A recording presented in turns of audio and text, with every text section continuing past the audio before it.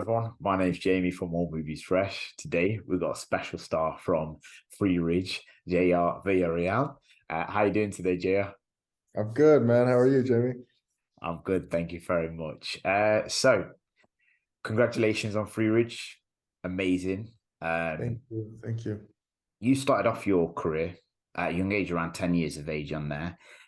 Is there any particular people or person that has an influence on you to become an actor at a young age?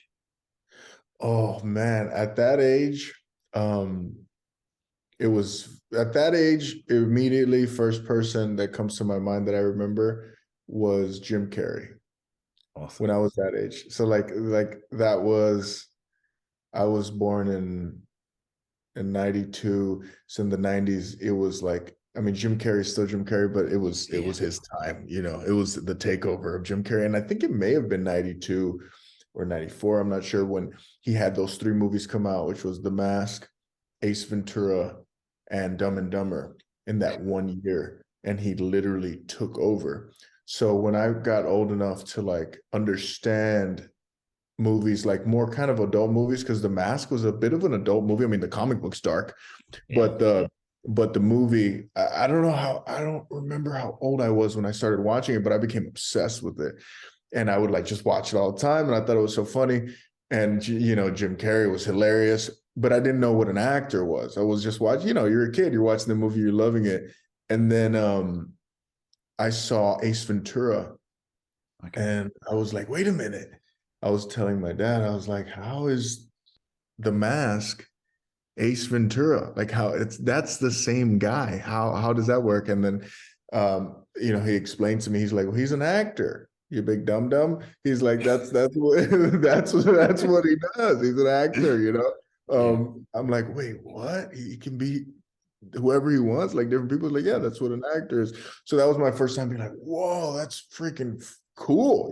Like that's fun. Why decide one thing I want to do for the rest of my life when I could maybe be an actor and Yeah. do everything? I guess that was like Yeah. the initial spark that I was like, this is so fun. He's so funny and Yeah. crazy. But it was definitely Jim Carrey, man. The Mask, just all those everything. I had the whole movie memorized. I would do Yeah. everything. My mom would get so sick of it. She's like, stop it. But it was definitely Jim Carrey was like Yeah. my beginning of like falling in love with like acting and comedy and movies. Awesome. It's good that, Jim Carrey had this sort of inspiration on you. I've never heard anyone say like a comedian actor has had an impact on their career or influence to get where they are today.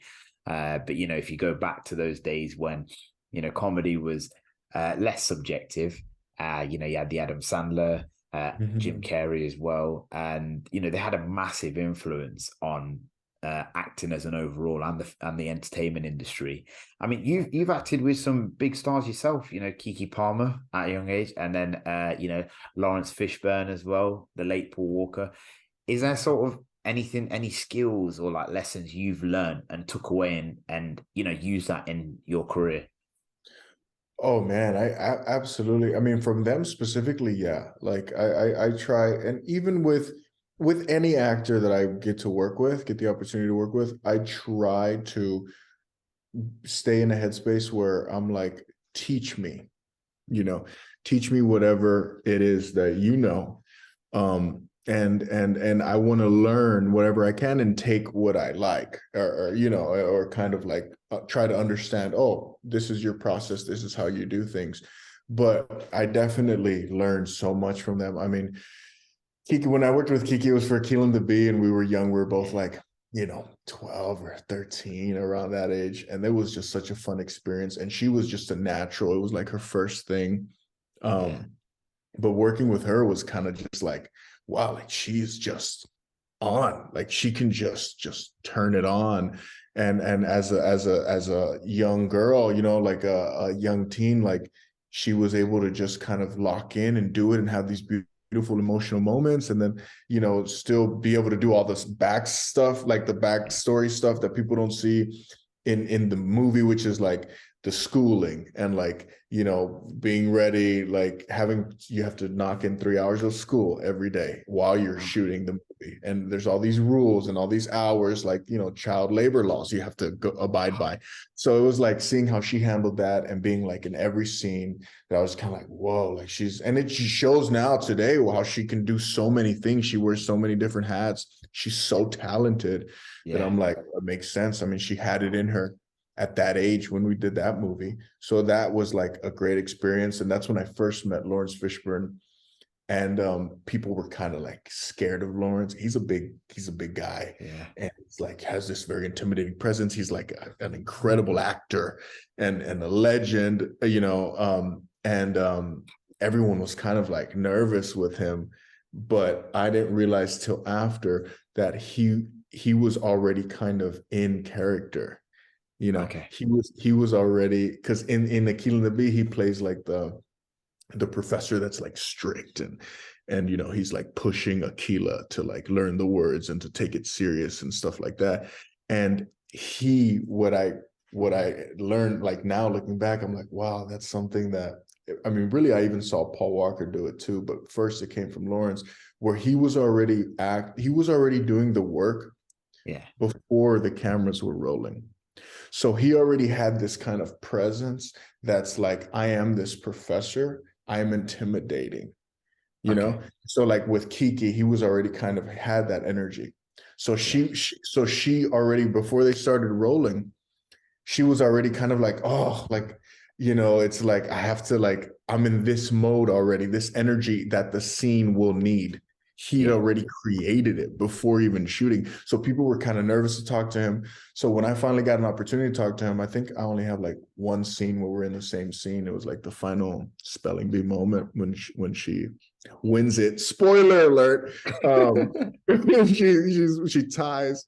Um, I got to talk to him and he was the nicest man, like the nicest Yeah. guy ever. And I was like, well, like everyone told me not to talk to you because you're so nervous. She's like, oh no, it's like I just give off that kind of energy, but it's not, you know, it's just I'm in it, you know, I'm just in it, and I don't like to be bothered. Obviously, like anyone, when Mhm. he's focused and in the game, he's like, but he took some time out to talk to me, and he gave me some really, really wise words on you know, focusing on the craft, and also like, and I'm a kid, you know, but he was Mhm. talking to me like an adult, and he gave me some wise words on like representation that I'll never Mhm. ever forget. And he was like, hey, you know, don't ever forget who you represent, you know, because for him being like, you know, African American, being a black actor in Hollywood, and coming from, you know, the era of like the change and diversity, where he's seen so much of that change in his career to Yeah. now where we are today. Like he's still working at such a high level, but Mm. back then it was kind of the beginning more, where we're seeing like Akeelah and the Bee was the first movie to cast a young African American girl as the Oh, wow. lead in a studio film. Like it was a very big deal. Um, and he told me, like, as a Mexican American, he was like, you know, don't ever forget who you represent, you know, Yeah. because it's bigger than just us, you know, like, because we're doing it also for our people, because our people haven't really gotten to see us in Mm. this light as much as the others, you know. Yeah. So that was one thing that I just remember listening to that, and never, like, little by little over the years understanding it more, you know. Yeah. And with Paul Walker, um it was just such a freaking dream to work with him, man. He was like Yeah.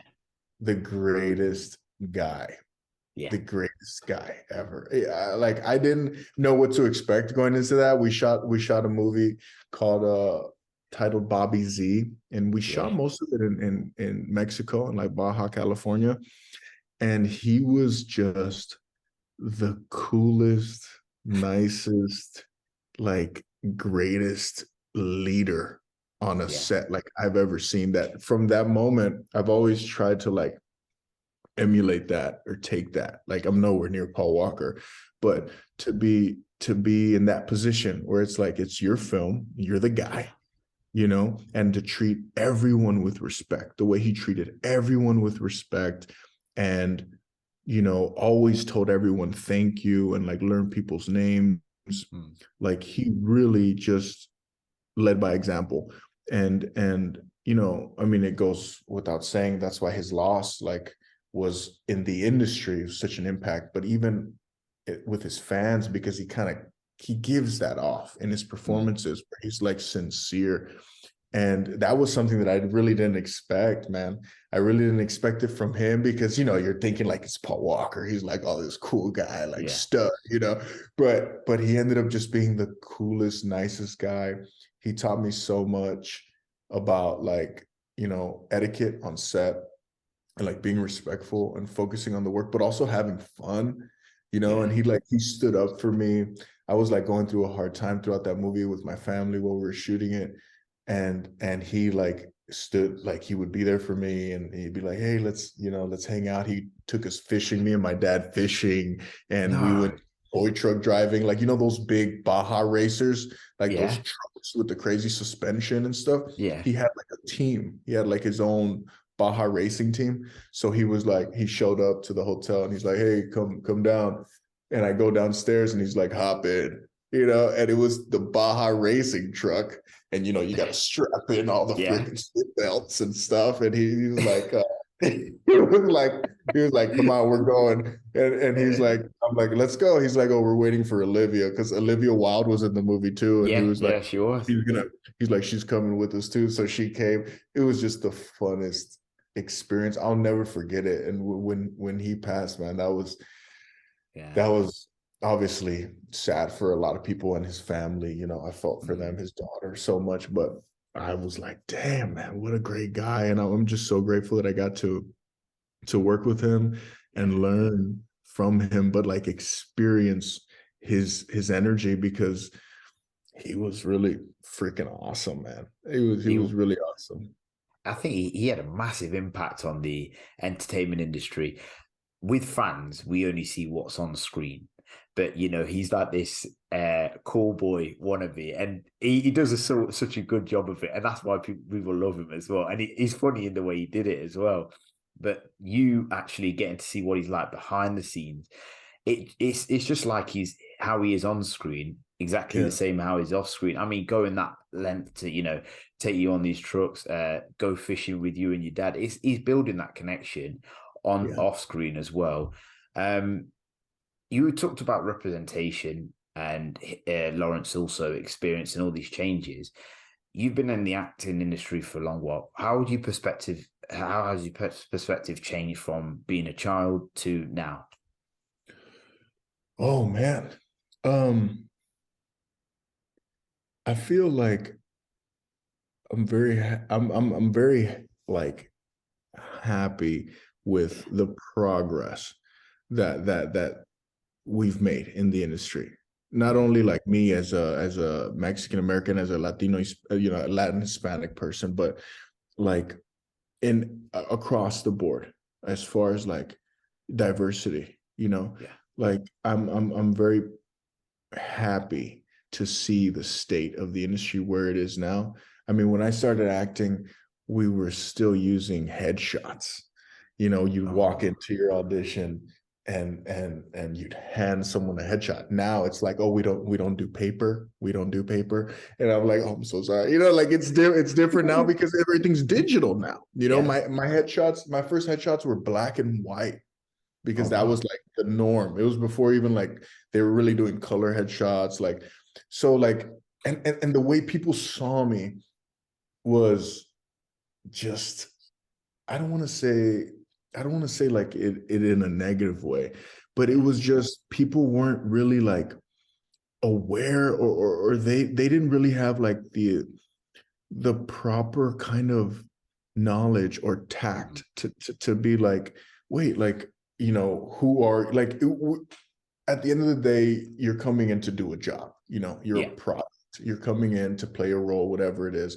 And me, what I am, I was this little cute little Mexican chubby boy, white complected, but I speak Spanish, Yeah. and I'm like, my parents are from Mexico, and but I also speak English, and I'm also this and I'm also that. Like there were so many things to me that they were just kind of like, like, who's this little Latin, little Mexican boy? You know what I'm saying? So Oh like, wow. the things that they would tell me in the Mm, room, it was just kind of like, I would just kind of be like, wait, what? What do you mean? Like, right. I know you're not trying to be rude, but because they didn't really have like the awareness Mm, or the kind of like etiquette intact, right? Where now yes. it's like people are a little more sensitive to be Mm, like, oh, we're all different colors, shapes, sizes, regardless of mm, where you're from. Like it's like you could be raised somewhere yeah. and be from somewhere else. Your lineage can be from this, but you could speak perfect Spanish or you could speak perfect Portuguese, but you're like you can't just say, oh, you're this and that's Yeah. it. But in the industry, in the entertainment industry, when you're casting for people, you're looking for specifics. So Yeah. it's like, it's easy to kind of say, oh, you're not this, you're not that, and do it in a way that's kind of like me as a little boy. I'm like Yeah. listening and I'm like, oh, wait, but I am this, or but I am that. So that part of it was tough to get used to, especially Yeah. being like a child actor, because you're kind of dealing with all these things.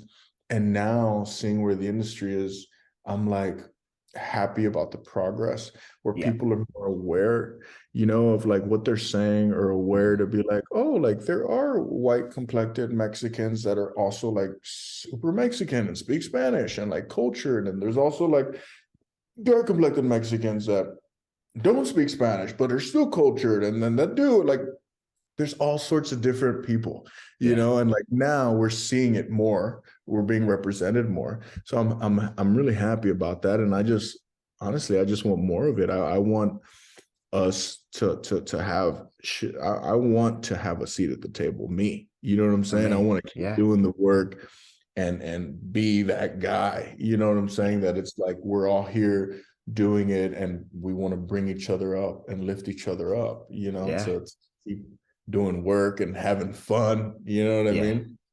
Like I Jim mean, Carrey. with Netflix as well and all the other streaming sites, before, if you go back, well, they've been around for long, Netflix has, and you see it now, well, now compared to previous years, how diversified it's come. You've got a lot of you've got Mexican shows, you've got Latin shows, Asian, all over. And it's good how the change is. And like you said about being labelized as well, you as a child, you wouldn't know sort of right from wrong. You'd question yourself, oh, is it right what they're saying? But with the education, people standing up for their rights and what's right, it sort of educated people who are backwards about being more forwards and being aware of, gender, race, sexuality, so many things. I just from chatting to you as well, your energy is just so good. And you've also been described as compelling and an energetic actor.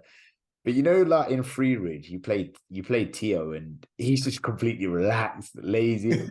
What was your favorite part about playing this role? Oh my gosh. My favorite part of playing this role was that I could just have fun, man. It Yeah. was so fun to play Tio Toño, like because I've done like, like the drama stuff and like I've done all sorts of things, I like to do everything, just comedy, drama, whatever it is. I want to just be truthful, have fun, be honest in the moment.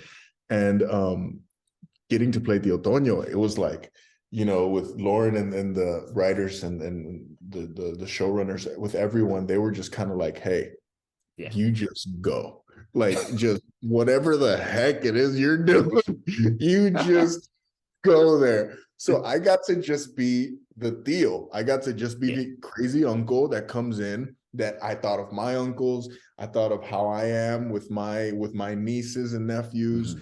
And when I'm in that kind of playful mode and that kind of like goof mode where it's just kind of like, what are you talking like what are you talking about? Like getting attitude from your nieces. Like I just stayed in that energy and they gave me permission to just kind of go Yeah. and the freaking the entire production, the actors all like were just like we're all connected and going there, and everyone did such a great job. And working with Brianna and Kayla like was just so much fun, and they really just like locked in, and Yeah. I was able to just be that crazy uncle. But there's a Yeah. part of me definitely that is that guy. Yeah. I just, maybe like once a week I can be him. If not, I won't get anything done.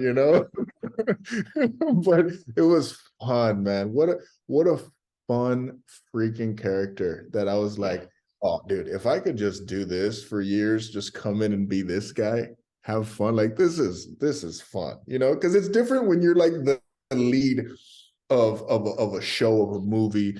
Like it's great, but it's Yeah. different. You have a different responsibility. You're looking at you're pushing the story forward in a way that it's through your character mainly. So it's like a more every role is there's a responsibility in what you're doing. But when you get to just come in a character like Tio Toño, and every time you come in, it's just like, what the heck is he talking? Like, what's going on with him? It's just it's a freedom, bro. You feel like this freedom. You can Yeah. come in. Like I remember at one point, I'm like, hey, do you guys mind if I like can I grab the pineapple with like baking gloves? Like, can I wear like these gloves? And they were like, what? Why? I'm like, well, because I don't want to poke my hands with the pineapple. So what is it? Just do it. They're like, just do it, you insane person. So it's just little things like that. It was so fun, dude. What a dream job. Yeah, it was, the show was amazing. So glad you liked it. I mean, the thing is, Netflix nowadays, I know the upset news is they've cancelled Freeridge, um, which seems to be a common trait. All these good shows are just getting cancelled and stuff. How do you deal with, like, when you hear news like that? How do you deal with the bad news and just rejection as an overall? Man, bro. Well, that was surprising. I mean, I'm sure you know, surprising for anyone that's a part of a show, or if you're working a job and all of a sudden they're like, hey, we don't need you anymore, you're fired or Mm. whatever. It's surprising for anyone. But I just thought the show was great. I mean, I thought it was funny. I thought it connected with people with the YA demographic. Like I thought everyone was having fun and doing their thing. Mm. So when that came out, I was just kind of sad, just because we had built this little kind of family amongst everyone, the actors, the writers, producers, the whole cast and the crew. Everyone was just such a team, like such a team mentality was a part of that entire process. Like everyone was just there to do the best work and deliver the best project. But it was tough to hear that news, but also you have to be grateful for the time that you did get to spend with those people and to collaborate and to work, and to get to present that show and to be Yeah. representing like our community and all the different, like the diversity in that show and all the different like characters that are representing so many people. Like I was just proud of the show. I was happy to be a part of it and to be that crazy Yeah. uncle.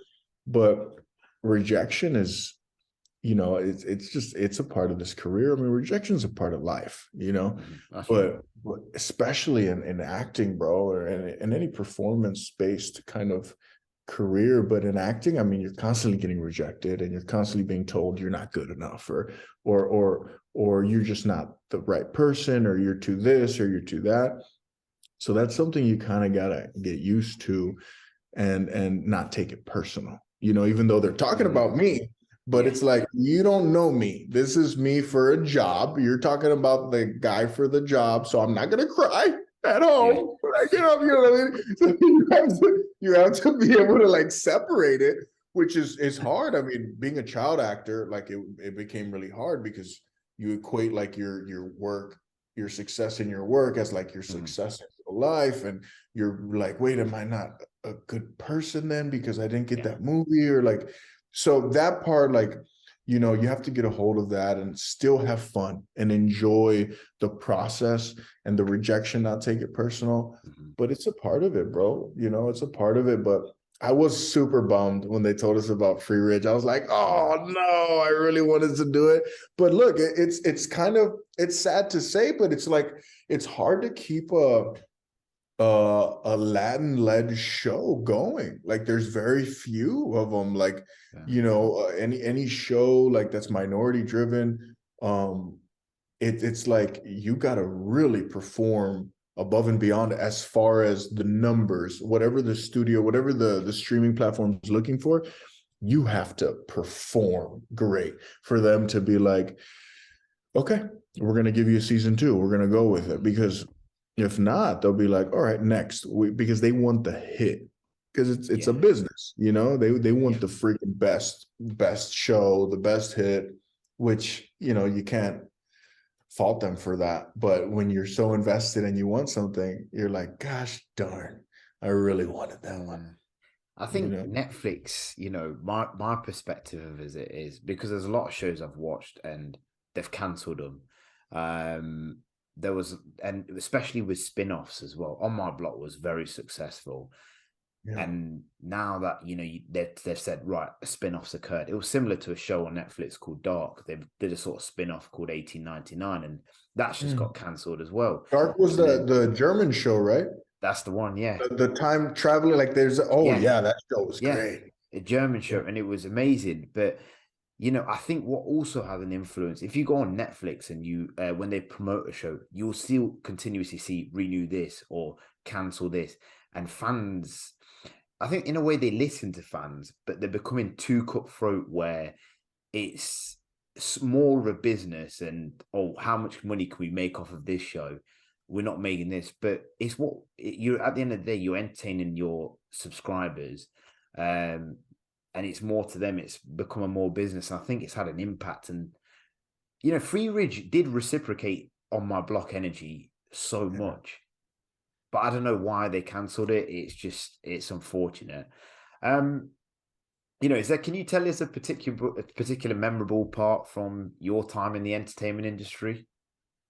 Oh man, there's so many beautiful fun moments. I mean, I feel like I mean every honestly because of Paul Walker's passing, like I think about that experience with him so much. I think about those moments and what we got to experience together, like working that job and the fishing trip with him. Um, but I will say I did this movie. Me and my dad produced, actually. My dad was the executive producer, and Andy Garcia was an executive producer on it as well. It's called Magic City Memoirs, and Yeah, it's based in like it's a story about these three best friends in Miami coming out of high school. Like it's their last year in high school. One of them's a baseball player. One of them's a son of like the mayor of Coral yeah, Gables, and the other one's the son of like an incarcerated drug lord.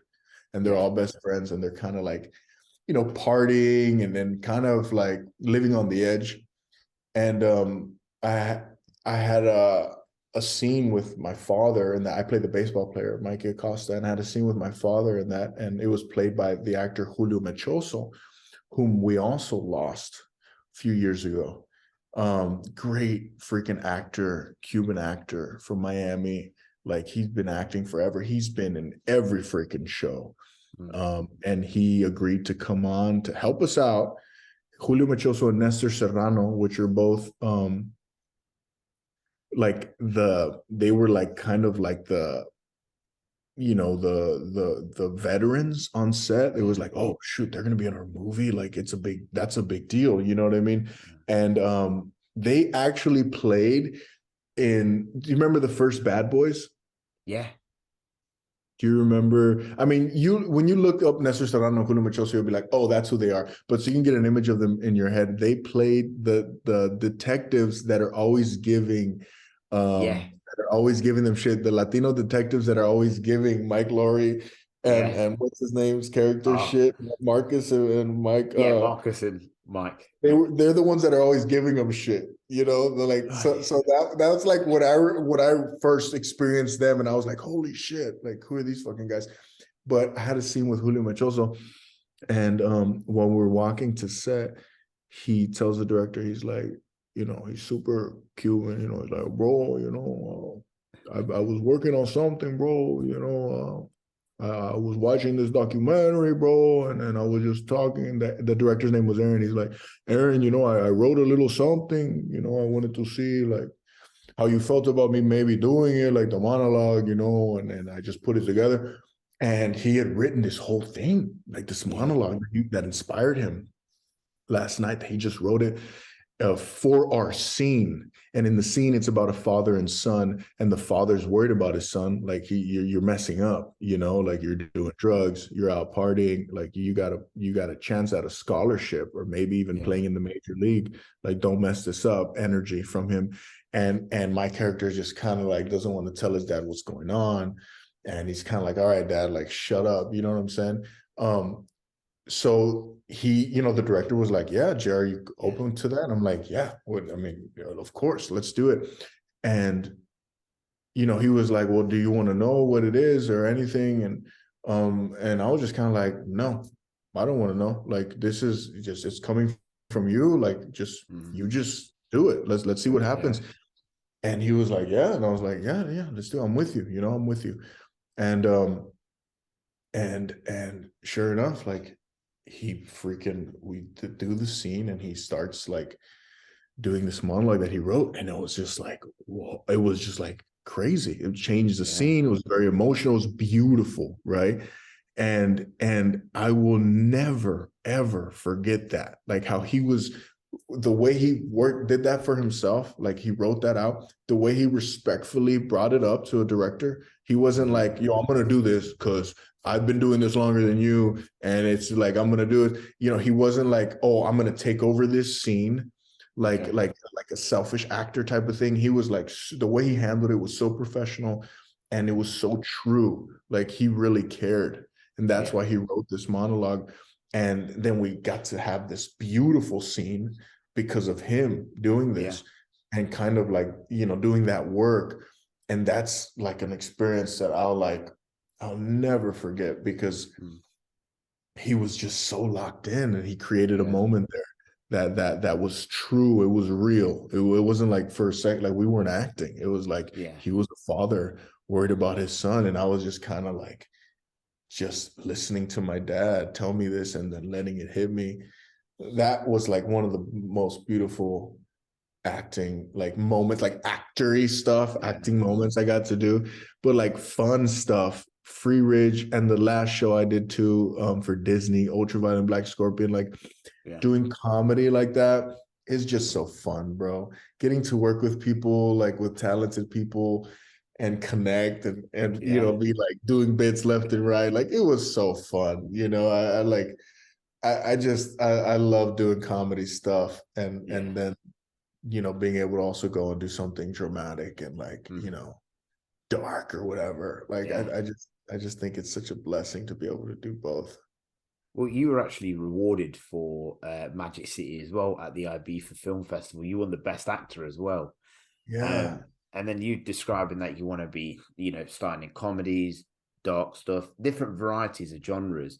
Being so versatile is key for the industry, and that allows you to gain more job roles and stuff. And like I said, there is competition there, but for you, you've got this goal. You're energetic. You just want to continue to progress in there, and it's never sort of being settled for what you've got. How do you balance like your personal life with your professional life? Is there like any hobbies and things that you like to do in your free time aside from acting?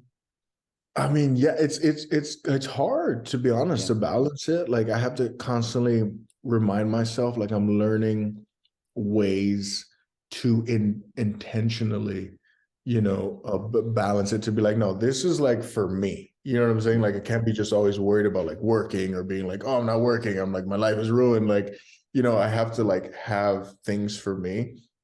And for me, it's a lot of it is based around my family, Yeah. like getting to have family time, with either of my parents, with my siblings, with my cousins, my grandparents that are still with us. Like trying to spend time with them for me is like really like that's my kind of home base.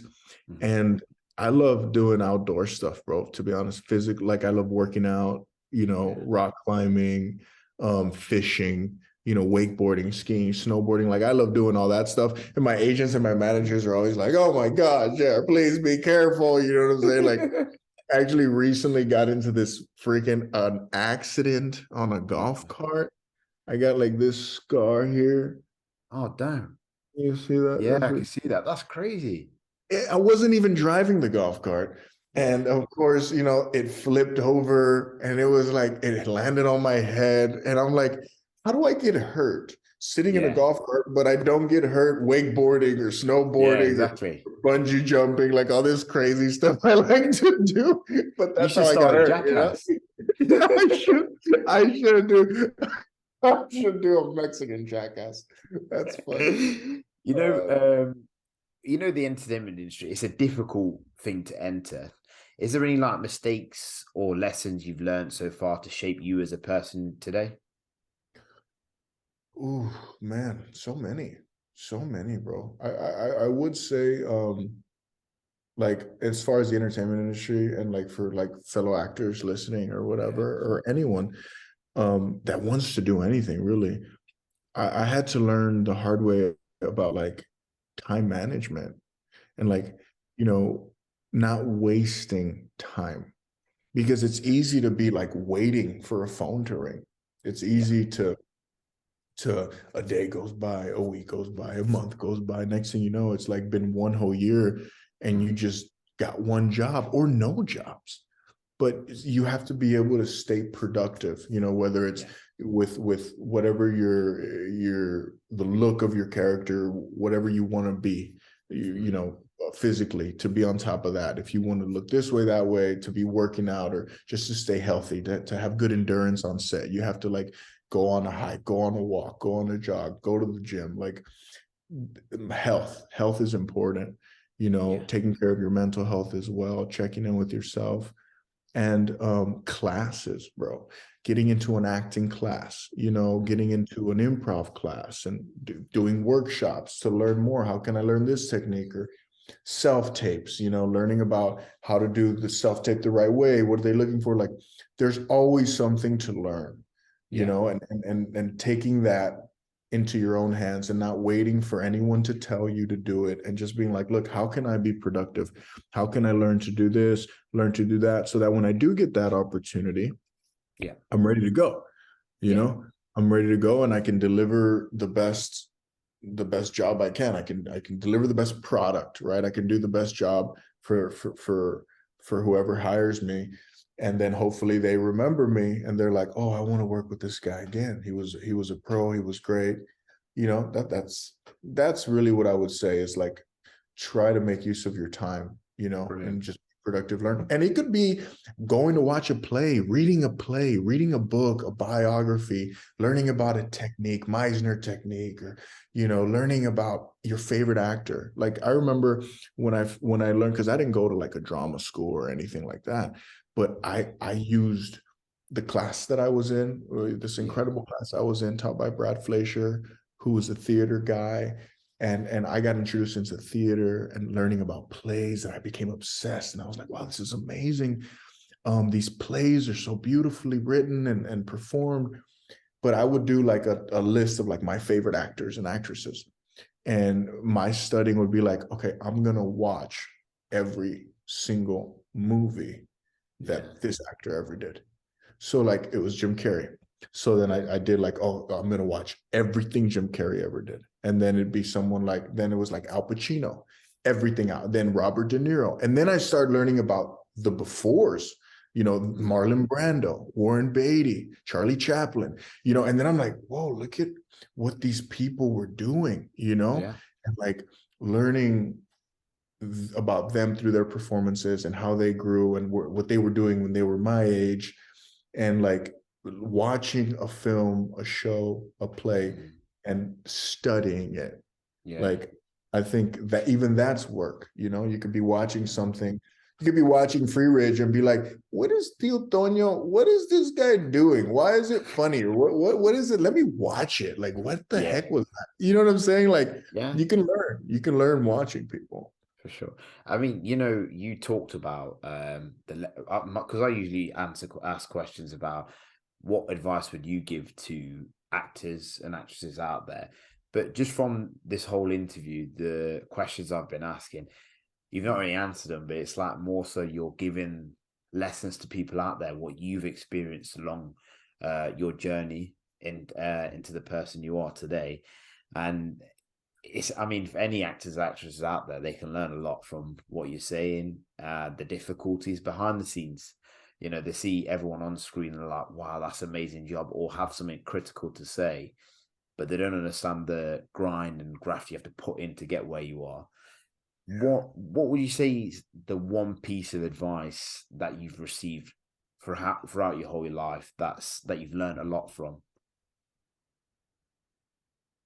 Like in life, period, not just Yeah, like acting related. just life. Yeah, Man, um, oh, so many good little nuggets I've gotten like from family and friends. Um, but one thing I will say is like,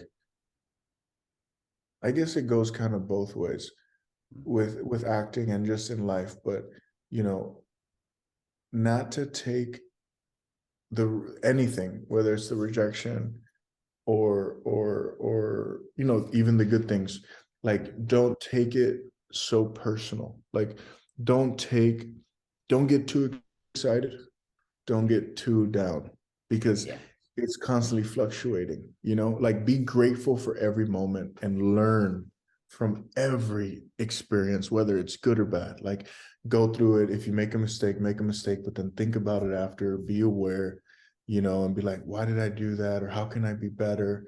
Whether it's through an acting performance or whether it's through, getting into a fight with a sibling or with your parents or with a girlfriend, and you're like, oh, why did I do that?